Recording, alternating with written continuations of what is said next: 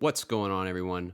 Welcome to another JRPG video. I'm here with an interesting list, I think. We are going to look at my top 10 list of JRPGs that have been remade, remastered, or re-released with improvements over the years. Now, I know there's an ongoing conversation about what defines a remake or a remaster, and I'm not really going to get into that here because that topic is probably a video of its own, if I'm being honest. Basically, if it was re-released with improvements to modern consoles, then it qualifies for this list. JRPGs have been around forever, and they've been great for several generations. Revisiting classics in a new light can be a ton of fun, and these are the ones I enjoyed the most. Kicking things off with Live Alive. It's the first on the list at the 10 spot. This is a game that's recently received the beloved HD 2D treatment. This fan favorite has finally made its way to a broad audience with a significant graphical upgrade for the Nintendo Switch, PlayStation, and PC. What sets Live Alive apart are its numerous unique gameplay elements. The most notable feature is its episodic story structure, weaving narratives together in a way that keeps players engaged. Although the combat system may appear simple initially, each story iteration introduces new twists that add layers of complexity, making the overall experience much more intriguing. The episodic structure of the narrative opens the door to compelling storytelling techniques, ensuring a captivating journey from beginning to end. It's evident how much Octopath Traveler drew inspiration from Live Alive,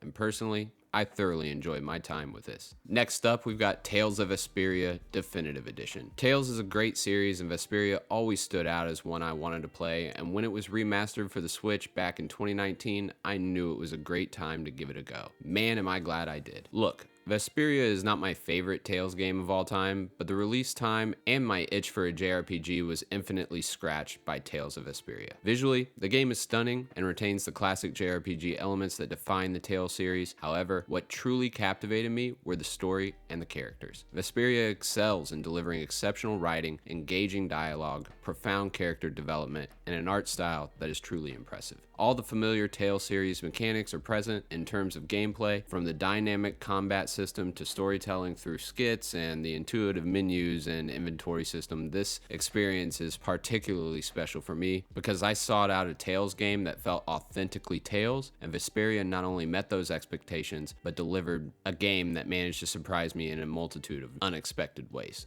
Next, I've got the Final Fantasy Pixel Remasters.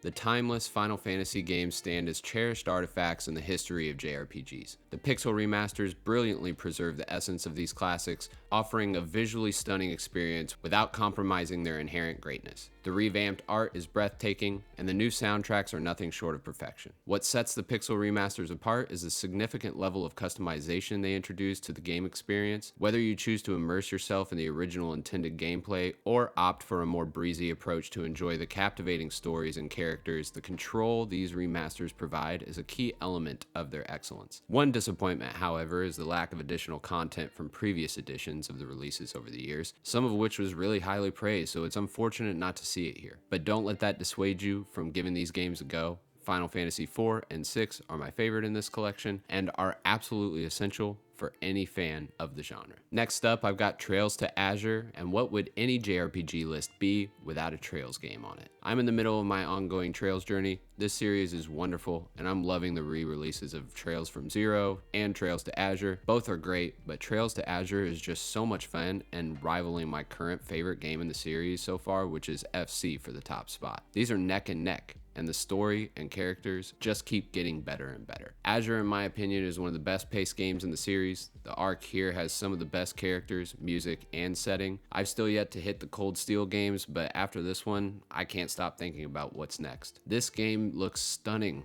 on the Switch. Trails can sometimes be full of moment-to-moment combat, and other times feel like you're sitting down to read a long book. So having this on a handheld system is a game changer for me. The original Sky trilogy is harder to play than the rest of them, so with all these re-releases, hopefully they're successful enough that we also get the Sky trilogy on console as well. Azure has knocked it out of the park, and this is an absolute must-play. Next up, I've got Persona 4 Golden. Originally on the Vita and now on everything else, it's an all-time favorite for me. This is one of my comfort games for sure. I played the original on PS2, then Golden on the Vita, and now again on Switch. I love this game. The characters are as memorable and lovable as it gets. One of the standout aspects of Persona 4 Golden is its unforgettable cast of characters. They are not just game characters, they feel like friends, making the narrative all the more immersive. The bond formed with these characters is enduring, contributing significantly to the game's lasting impact on players. The additions introduced in Persona 4 Golden elevate an already excellent game to new heights. The inclusion of new personas open up fresh strategic possibilities in battles, while the addition of new social links provide deeper connections and enriches the overall storytelling experience. The introduction of a new dungeon adds a layer of excitement and challenges, keeping the game engaging and unpredictable. Persona 4 Golden is fantastic, and one that's easily accessible and often on sale. If you haven't played it, now is as good a time as ever. Next, I have Star Ocean, Second Story R. Star Ocean is a JRPG series that hasn't garnered enough attention in my opinion. It's an underappreciated one for sure, but one that's really stuck with me. And when Second Story R was announced, I was ecstatic and actually quite surprised. Second Story R is a great game and easily my favorite entry in the series, and seems to be the latest to get that HD 2D treatment of sorts that we have come to love recently. Star Ocean reminds me of the Trail series a bit in terms of the pacing and importance it places on world building and character development. The graphics are the main upgrade here, and it looks stunning. In my personal opinion,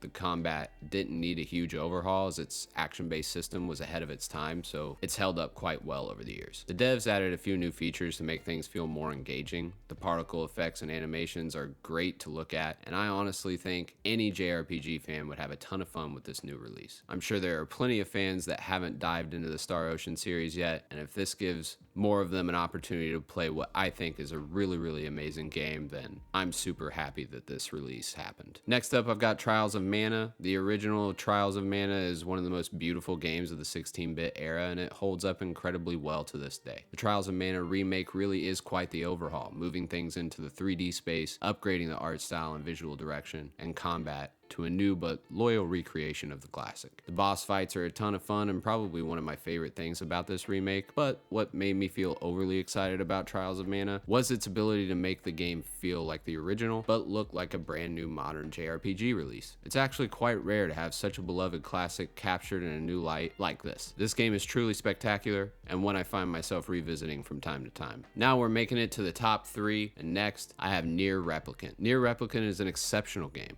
The incredibly popular and outstanding Nier Automata put the series on the map for sure. But I had actually played Nier back on the PS3. The games felt a little similar, but very different. Replicant has its own charm and intrigue that make for an incredible remake. Nier Replicant is an enhanced version of the original in nearly every conceivable way. The music is enhanced, the gameplay feels much more akin to Automata with good reason. Most conversations in Replicant are now voiced, which is a huge plus, and there's even new content. Replicant and Automata have built a world that is like no other, and the characters are as complex as you can imagine. If Nier Automata is a game you enjoyed, then this is an absolute must play and should be in your lineup for sure. At the number 2 spot, I've got Xenoblade Chronicles Definitive Edition. Xenoblade Chronicles in general is an absolute masterclass in JRPG game design, world building, character development, and combat. Xenoblade Chronicles gives players a vast open world to explore, a story with depth, a combat system that is constantly evolving through each game. The Definitive Edition gets the true HD lift that it needed.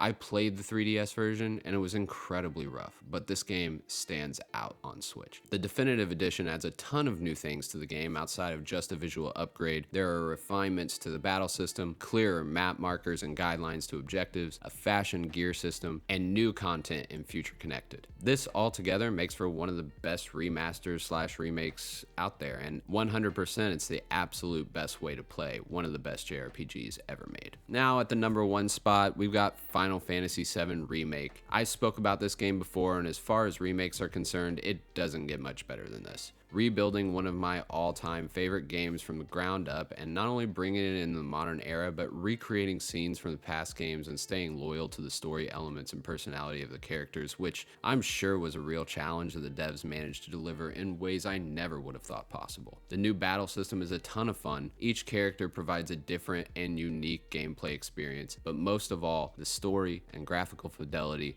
deliver one of the most immersive JRPG experiences out there. Final Fantasy VII Remake set the highest bar possible for remakes, and it'll be hard to beat going forward. This is at the #1 spot because I absolutely can't think of anyone that's done it better. And with Rebirth releasing soon, I just can't wait to get my hands on it and dive deeper into this world. Anyway, that's my list of the greatest JRPGs that have ever been remastered, remade, or re-released with some form of upgrade or new content. This was an incredibly fun list to make actually, and even had me thinking back on some of my favorite classics that still need a nice new coat of paint. Maybe I'll make a list of games I want to see remade. If I missed any games on the list, which I'm sure there are plenty, then let me know in the comments below what your favorites are. And until next time, I'm out.